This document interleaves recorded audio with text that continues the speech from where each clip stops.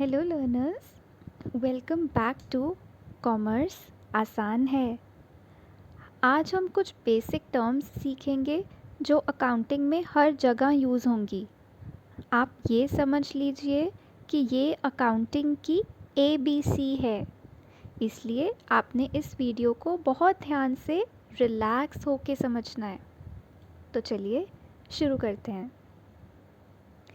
Terms सीखने से पहले हम दो चीज़ों के बारे में बात करेंगे। आपको तो पता ही है, जब हम बिज़नेस स्टार्ट करते हैं तो हम उसे अपना कहते हैं कि ये हमारा बिज़नेस है, और हम समझते हैं कि प्रॉफिट हुआ तो हमारा हुआ और नुकसान हुआ तो भी हमारा हुआ। हम एक तरीके से बिज़नेस को अपनी खुद की आइडेंटिटी के साथ जोड़ देते हैं। हम कहते हैं हमारा बिज़नेस हो या हम, दोनों एक ही तो हैं, है ना? लेकिन अब से आपने ये नहीं कहना, क्योंकि अकाउंटेंसी में हमें बताया जाता है कि बिज़नेस अलग है और बिज़नेसमैन अलग है। ये दोनों एक नहीं हैं। These have two separate identities. Business की अपनी आइडेंटिटी है और बिज़नेसमैन की अपनी आइडेंटिटी है। अब बिज़नेसमैन की आइडेंटिटी है, ये तो हमें समझ में आता है कि बिज़नेसमैन तो इंसान है, वो तो पर्सन है, उसकी तो अपनी आइडेंटिटी होगी ही। पर बिज़नेस की अपनी आइडेंटिटी है, ये कैसे हो सकता है? बिज़नेस तो इंसान नहीं है, वो तो पर्सन नहीं है। लेकिन अकाउंटेंसी हमें बताती है कि बिज़नेस भी एक पर्सन है। अब एक और क्वेश्चन, इंसान कैसे हो सकता है? मैं और आप हैं इंसान, तो हम हैं नेचुरल पर्सन्स। तो अकाउंटेंसी कहती है कि हाँ जी, बिज़नेस कोई नेचुरल पर्सन नहीं है, वो तो एक आर्टिफिशियल पर्सन है, और पर्सन है तो उसकी अपनी आइडेंटिटी है। इस कॉन्सेप्ट को कहते हैं business entity concept. So according to this concept, business and businessman are two separate entities. अब ऐसा क्यों बोला जाता है, ये मैं आपको आगे आने वाली वीडियोस में डिटेल में बताऊंगी, राइट? तो ये तो हुई पहली बात कि business and businessman are two separate entities.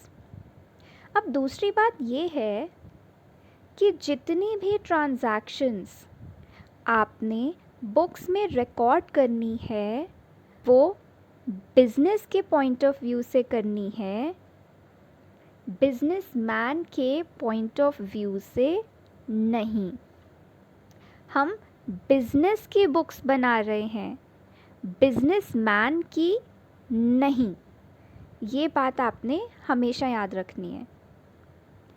Okay, अब जब आप बिज़नेस स्टार्ट करते हो तो कैसे करते हो?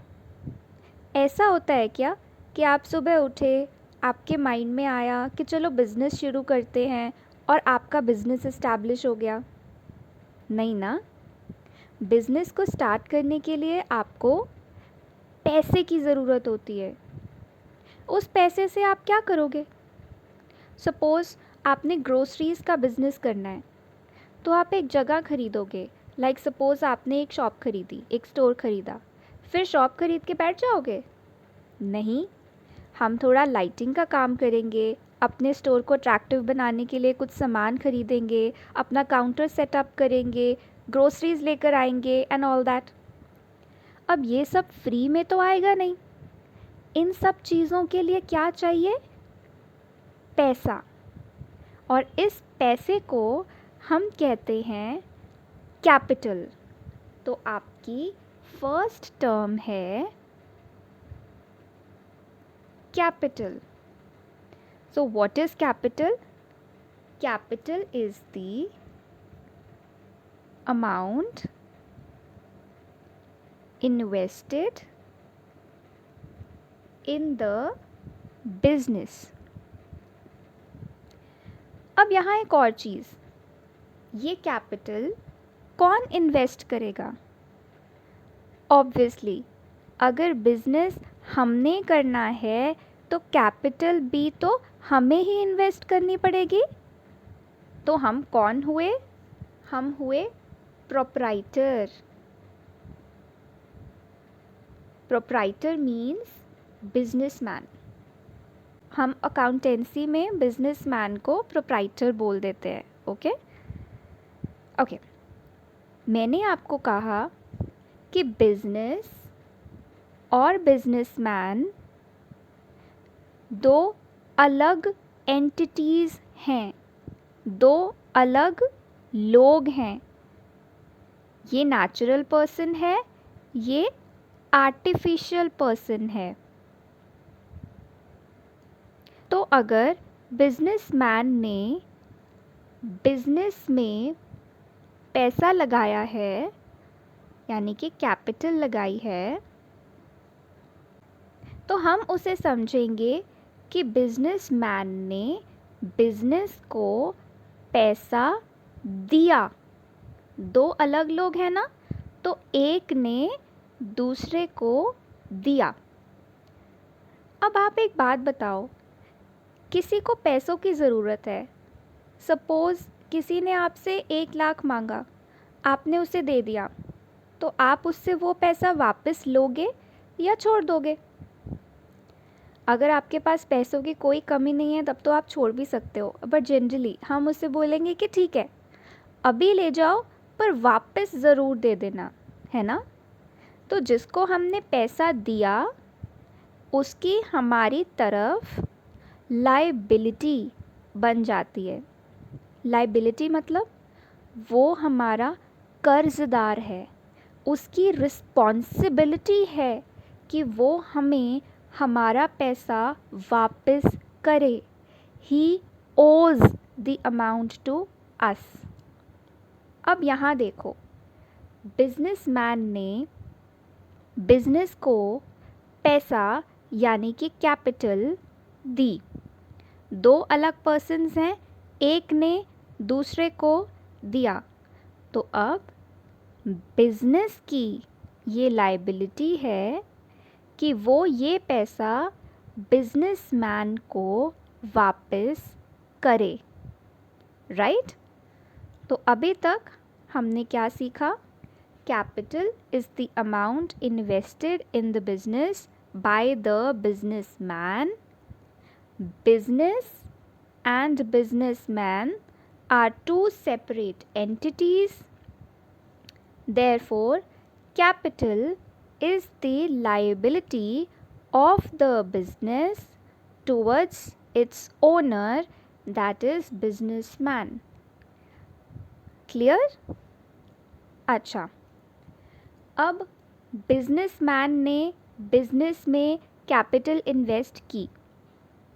सपोज़ बिजनेसमैन को कुछ पैसों की ज़रूरत है, लेट्स से टू पे his sons school fees.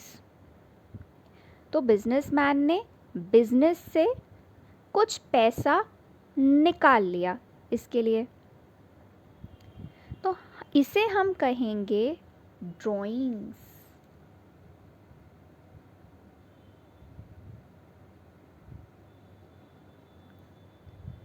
So, what are drawings? It is the amount withdrawn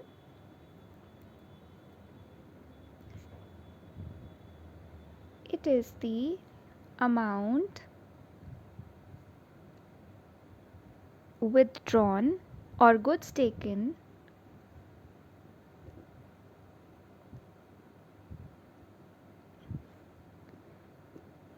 by the proprietor for his personal use।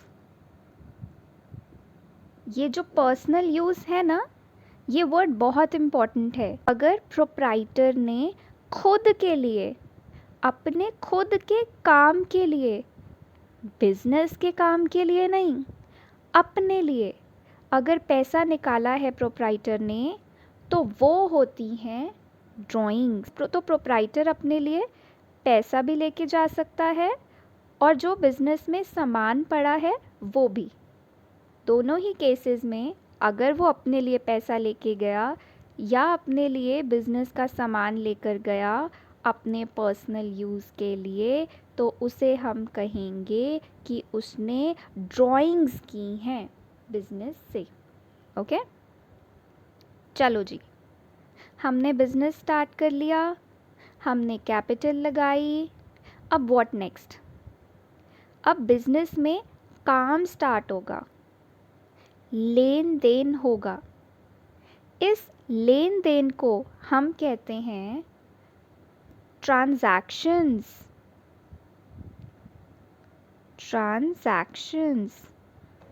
So your third term is business transactions. Now what are business transactions? एक business में बहुत सारे events, बहुत सारी activities होती है। जैसे हम पहले ग्रोसरीज खरीद के आए तो परचेजेस, कस्टमर्स आए, हमने उन्हें सामान बेच दिया तो सेल्स, हमने वर्कर्स के साथ कुछ डिस्कस किया, electricity bill, telephone bill pay किया एंड सो ऑन। इन सब एक्टिविटीज़ में आपने देखना है कि पैसा, मनी कहाँ पे इन्वॉल्व है। आपको पता है आपके सब्जेक्ट का नाम है फाइनेंशियल अकाउंटिंग। सो फाइनेंस मतलब पैसा। आप उन्हीं एक्टिविटीज़ को रिकॉर्ड करोगे जिनमें पैसा इन्वॉल्व हो। आपने परचेज़ किया, पैसा इन्वॉल्व है? यस। सेल्स की, पैसा इन्वॉल्व है? यस। कुछ डिस्कस किया, पैसा इन्वॉल्व है? No. So what are business transactions? Business transactions, the economic events,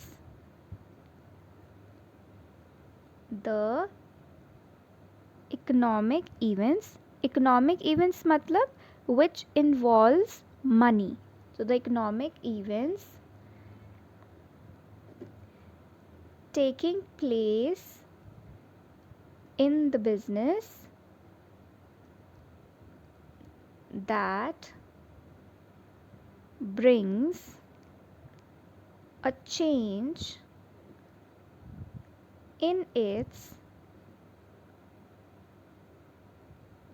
financial position. Financial position means the financial well-being of the business. देखो, पैसा आएगा या जाएगा तो आपके बिजनेस की फाइनेंशियल पोजीशन चेंज हो जाएगी ना, या तो बेहतर हो जाएगी या तो ख़राब हो जाएगी, right? So business transactions is your third term. आगे चलते हैं। हम ग्रोसरीज बिजनेस की बात कर रहे थे,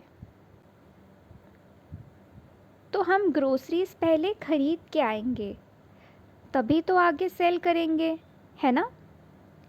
तो हमने जब ख़रीदा उसको हम कहेंगे परचेजेस। क्या कहेंगे? Purchases. And purchases of what? Purchases of goods. अब ये गुड्स क्या हैं? देखो, जिस चीज़ का आपका बिजनेस है, जैसे हमारे एग्ज़ाम्पल में हमारा ग्रोसरीज़ का बिज़नेस है, तो आप ग्रोसरीज़ जैसे दाल, चावल, आटा, मसाले ये सब खरीद के आओगे। तो आप जब इन्हें बुक्स में रिकॉर्ड करोगे तो आप ये नहीं लिखोगे कि हम आटा खरीद के आए या हम दाल खरीद के आए। नो, आप कहोगे कि हम गुड्स खरीद के आए।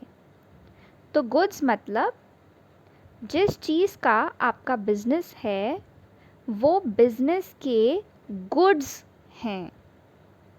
ऐसे ही जब आप इस सामान को बेचोगे तो आप लिखोगे sales. And sales of what? Sales of goods. ये नहीं कहना कि हमने दाल बेची या हमने आटा बेचा। हमने क्या बेचे? हमने गुड्स बेचे, राइट? तो जब भी आप गुड्स परचेज करोगे आप लिखोगे परचेजेस। एंड जब आप गुड्स सेल करोगे तो आप लिखोगे सेल्स। गुड्स के अलावा आपने कुछ भी खरीदा तो हम उस चीज़ का नाम लिखते हैं। लाइक आपने बिल्डिंग खरीदी तो आप उसे बुक्स में लिखोगे बिल्डिंग।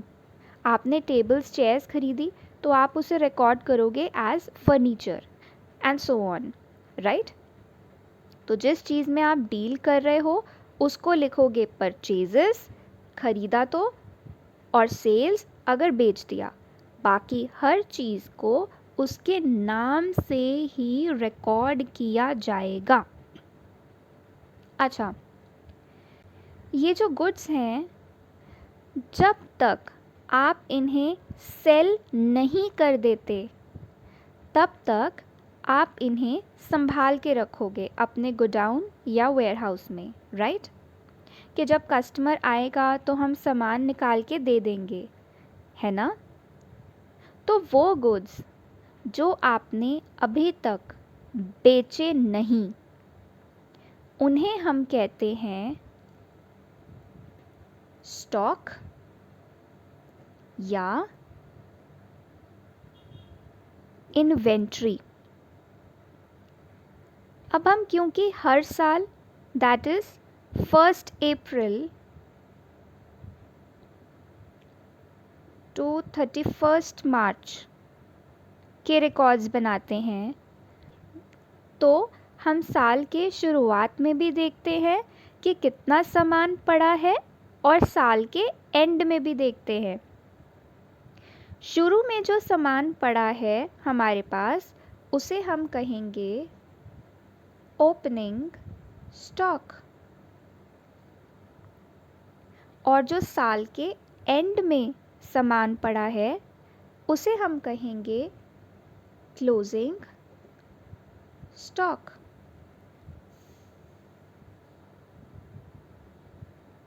अब ये जो स्टॉक है वो 3 तरीके की होती है। First, stock of raw materials.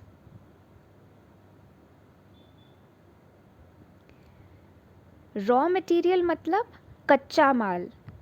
Suppose आपका मैन्युफैक्चरिंग बिजनेस है, लाइक फॉर एग्ज़ाम्पल आप फर्नीचर बनाते हो, तो फर्नीचर, टेबल, चेयर, बेड वगैरह बनाने के लिए आपको कुछ सामान की ज़रूरत है। लाइक यू नीड वुड, लकड़ी चाहिए, फेविकॉल चाहिए, नेल्स चाहिए, कील, पेंट करना है तो पेंट भी चाहिए, है ना?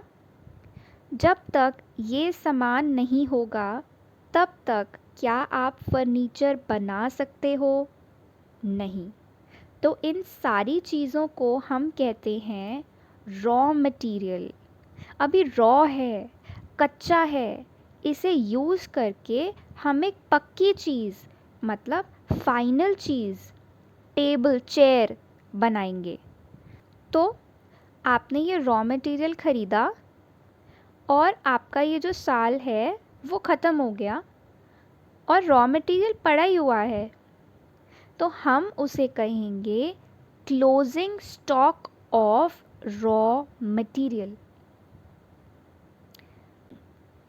अब जब नेक्स्ट फाइनेंशियल ईयर स्टार्ट होगा, दैट इज़ 1 अप्रैल को, तो जो पिछले साल का क्लोजिंग स्टॉक था वो इस साल का ओपनिंग बन जाएगा।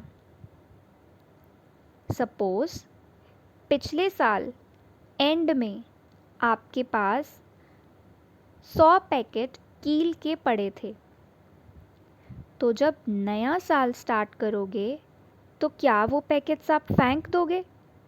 नहीं ना, आप कहोगे जी 100 पैकेट्स तो पड़े ही हैं, इसके अलावा और चाहिए तो हम उसे अब खरीद लेंगे, है ना। तो ये 100 पैकेट्स पिछले साल के पड़े हुए थे जिनसे इस साल आपने शुरुआत की, तो पिछले साल का closing stock becomes the opening stock of this year, right? Okay. Then आपने ये रॉ मटेरियल यूज़ करना स्टार्ट किया, आपने टेबल बनानी शुरू की। साल ख़त्म हो गया लेकिन टेबल अभी पूरी नहीं बनी, आधी अधूरी ही है, तो इसे हम कहेंगे closing stock of work in progress. अब वर्क इन प्रोग्रेस मतलब काम अभी चल रहा है, इट इज़ इन प्रोग्रेस, अभी पूरा नहीं हुआ, राइट। एंड नेक्स्ट ईयर के स्टार्ट होने पे यही स्टॉक बनेगा opening stock of work in progress. हमेशा याद रखना है, पिछले साल का क्लोजिंग इस साल का ओपनिंग बन जाएगा, ओके। देन आपने अधूरा काम पूरा कर दिया और टेबल पूरी तरह बन के तैयार हो गई, फिनिश हो गया आपका काम।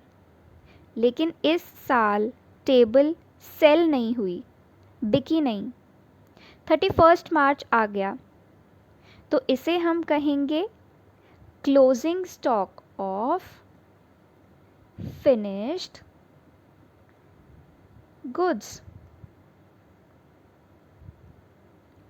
क्यों गुड्स? क्योंकि फर्नीचर में ही तो हम डील कर रहे हैं, और जिस चीज़ में डील करते हैं उसे हम क्या कहते हैं? उसे हम कहते हैं गुड्स, याद है ना। सो फिनिश्ड गुड्स, और नेक्स्ट ईयर के स्टार्ट में यही बनेगा opening stock of finished goods, okay. आगे चलते हैं। आपने गुड्स खरीदे, गुड्स खरीदते हैं तो क्या कहते हैं? परचेजेस। परचेजेस मतलब गुड्स खरीदना, वेरी गुड। तो आपने गुड्स खरीदे और जब आप लेकर आए तो आपको पता चला कि कुछ पीसेस तो ख़राब हैं, डैमेज्ड हैं, तो अब क्या करोगे? वापस करोगे, है ना। हम अपना पैसा वेस्ट थोड़ी करेंगे। अच्छा, आपने जब गुड्स वापस किए उसे आप कहोगे परचेजेस रिटर्न, कि हमने जो परचेज़ किया वो हमने वापस कर दिया। परचेज रिटर्न को हम रिटर्न आउटवर्ड भी कहते हैं, क्योंकि आपके पास से सामान जा रहा है, सो रिटर्न आउटवर्ड। ऐसे ही आपने जब गुड्स बेचे, जब गुड्स बेचते हैं तो क्या कहते हैं? Sales, very good. अब कस्टमर को आपके सामान की क्वालिटी अच्छी नहीं लगी तो वो भी तो आपको वापस करेगा, है ना। तो इसे आप कहोगे sales return. And sales return का दूसरा नाम है रिटर्न इनवर्ड्स। जो गुड्स आपने बेच दिए आपको वो वापस मिल गए, सो सेल्स रिटर्न। अच्छा, ये जो आपने परचेजेस और सेल्स की, ये आप दो तरीके से कर सकते हो, कैश या क्रेडिट। ठीक है,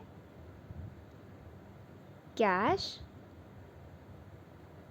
या क्रेडिट। पहले बात करते हैं कैश परचेजेस की। कैश परचेजेस मतलब आपने गुड्स खरीदे एंड उसके बदले में पैसा दिया, तो उसे कहेंगे कैश परचेजेस। जब आपने गुड्स तो खरीदे लेकिन उसके बदले में पैसा नहीं दिया, आपने सेलर को कह दिया कि हम आपको नेक्स्ट मंथ पे कर देंगे या थोड़े दिनों में पे कर देंगे, तो इसे हम कहेंगे क्रेडिट परचेजेस। क्रेडिट मतलब उधार, तो आप उधार पे ख़रीद के आए हो, ये आपकी लाइबिलिटी बन गई कि नहीं? यस, आपकी रिस्पॉन्सिबिलिटी है कि आने वाले टाइम में आपने सेलर को पेमेंट करनी है, राइट? आगे चलते हैं। कैश सेल्स सिंपल है, आपने गुड्स सेल किए और आपको पैसा मिल गया, तो कैश सेल्स। आपने गुड्स सेल किए पर आपको पैसा नहीं मिला, अभी कस्टमर ने आपसे उधार मांग लिया, आपको पैसे नहीं दिए लेकिन आपके पास से सामान ज़रूर चला गया, तो इसे क्या कहेंगे? Credit sales. ओके, जिससे हमने उधार पे सामान लिया मतलब क्रेडिट अवेल किया, वो होता है हमारा क्रेडिटर। जिसको हमने उधार पे सामान दिया वो होता है हमारा डेटर। तो क्रेडिटर वो जिसको हमने फ्यूचर में पेमेंट करनी है। किसको करेंगे? जिससे हम उधार पे ख़रीद के आए थे। तो जिस सेलर से हम उधार पे ख़रीद के आए थे वो हमारा क्रेडिटर है, क्योंकि उसको हमने फ्यूचर में पेमेंट करनी है। और डेटर वो जिससे फ्यूचर में हमने पेमेंट लेनी है। और किससे लेंगे पेमेंट? जिसको हमने उधार पे सामान बेचा था, राइट? अच्छा, डेटर्स के बारे में थोड़ी सी और बात करते हैं। डेटर्स से हमने पैसा लेना है, right? Now we want to be sure कि ये डेटर्स हमें टाइम आने पे पैसा ज़रूर दें, कहीं भाग ना जाए हमारे पैसे को लेके। तो हम क्या करते हैं, हम उनसे एक बिल साइन करवा लेते हैं जिस पे लिखा होता है कि सो एंड सो डेट पे हमें हमारा पैसा मिल जाएगा।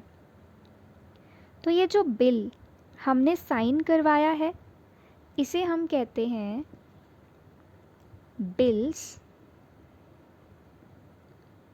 रिसीवेबल। पैसा मिलना है ना, तो रिसीवेबल। तो बिल्स रिसीवेबल मतलब वो डेटर्स जिनसे हमने बिल साइन करवाया है। देखो, अगर सिर्फ डेटर्स की बात की जाए तो उनसे हमने कुछ भी साइन नहीं करवाया हुआ। अगर बिल्स रिसीवेबल बोला जाए तो ये वो डेटर्स हैं जिन्होंने बिल साइन किया है। अच्छा, डेटर्स को बिल्स रिसीवेबल को, डेटर्स और बिल्स रिसीवेबल को मिला के बनता है trade receivables. So what are trade receivables? Trade receivables are debtors plus bills receivable. Okay? अब ऐसे ही creditors जिन्हें हमने पैसा देना है, अब वो भी श्योर होना चाहते हैं कि हम उन्हें टाइम पे पैसा दें, तो अब वो हमसे बिल्स साइन करवाएंगे जिसे हम कहते हैं बिल्स पेएबल। पेएबल क्यों? क्योंकि हमने उन्हें पैसा देना है, राइट। एंड क्रेडिटर्स और बिल्स पेएबल को मिला के बनता है ट्रेड्स पेएबल। सो लर्नर्स, आज की वीडियो में बस इतना ही। बाकी के टर्म्स हम नेक्स्ट वीडियो में कवर करेंगे। Thank you so much.